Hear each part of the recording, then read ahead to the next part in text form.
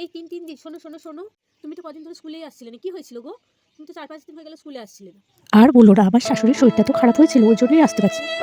কি? আর বলো না, ছেলে বাড়ি এসছে, ছেলেকে দেখলেই তোমরা আবার বেশি করে শরীর খারাপ হয়ে যায়। কি আর বলবো, একদম জীবনটা জ্বালিয়ে পুড়িয়ে শেষ করে দিল। ওর জন্যই তুমি আসতে পারছিলে না। আমার বাবা ওসব কোনো ঝামেলা নেই। আমার তো কিছু হলেই আমার শাশুড়ির জন্য দুটো আয়া বলাই আছে, সাথে ফোন করে চলে আসবে। আমার কি আর ওসব করার কথা? আমি হচ্ছে কোটিপতির ঘরের বউ। আমার কি আর ওসব করলে সাজে বলো তো? এই যে সারাদিন এত মেকআপ করে এত কিছু করে কি ওসব করার জন্য, তাই না? বলো না।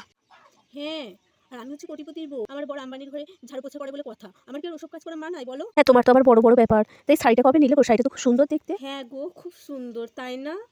আর বলো না, সেদিন আম্বানির বাড়িতে ঘর মোছার জন্য এই কাপড়টা দিয়েছিল। তো আমার বর কি করেছে, ঘর না মুছে নিয়ে চলে এসেছে। কত দাম জানো এটা? 2 কোটি টাকা দাম।